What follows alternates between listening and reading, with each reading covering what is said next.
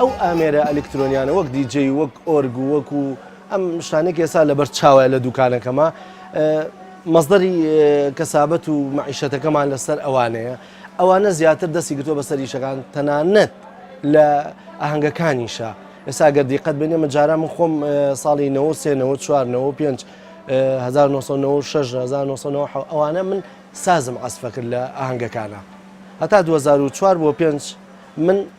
سازم عەزف کرد و لەگەڵ سایزەرە زیاتر سازەکە لە ئەخیرەکانە لە 2000 ئیتر دەستمایە ئۆرگ بووم بە عەزفی ئۆرگ توانیم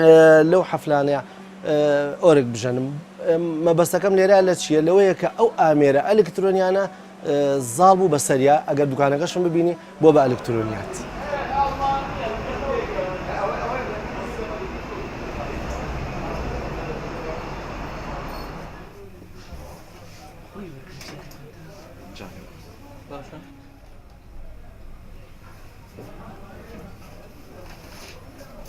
پێشوی ئەمێری دیجێ بێتە ناو هونەری کوردی و ناوە وڵاتەوە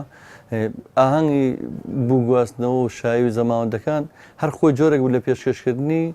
هونەری نەتەوەکە یان مەسەن جوانترین هەڵپەرچەیە جوانترین جلوبەرجی کوردی خانمان و پیاوان لێ پێشکەشەکرا جوانترین سەرچۆپی هەڵەبژێرا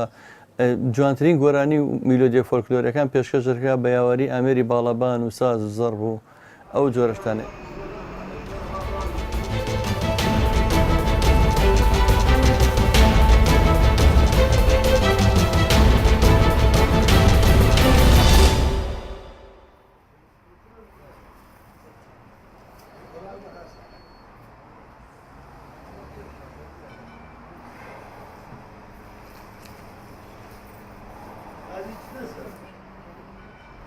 حمی واریا ساعت هفته وجبه کم وقت کن خلق کتت اب خلقی دو کی و ایش در وقت حمی تنویره کیلوات فروشین کیلو 20000 و دي وزني قطعه منا نشرت على كيلو كيش ببط خلقت قريت ناني تشتكي ارزان ناني مناسبه دي وضع راتبه ما راتبه و خلقيها ابخو حمي بومتت استوك انا بس موديلا سقط وقع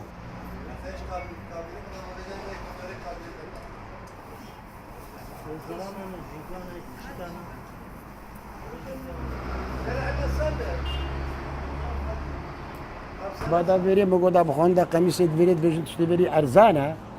كيلويا ليش بخوندا قميص كي شجع قميص كاو 5 كيلو كرمو اما جي تشتكي جوانا بيري مش دبينا مال شون وكاينه برخوا فقيريه راتب نين مجبرين شغل نينا عملنا ما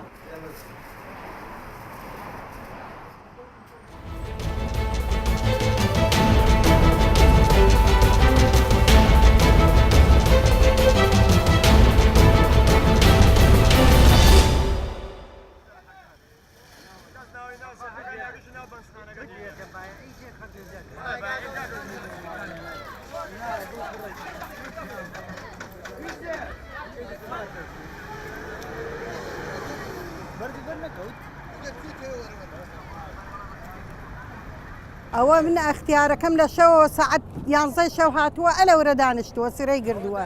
نەنان و نە ئاوە اختیارێکە پڕچینیەکە ئاخری بەرمان نەکەوت و بەتاڵی ئاڕۆنجیلکانێکا کەنە ئەو دیوەوە پڕیە تێرنە ئەم دیوە ئەیوەن کەس نازانێ ئەم نەفتە بۆ کوێڕۆ ساری وا بینیمە ئەمڕۆ 10 بەرمیلی بار کردە فەقیرێکی شتێ بۆ 50 لەتر نایدەنیە یعنی ئەمە کەی ڕاستە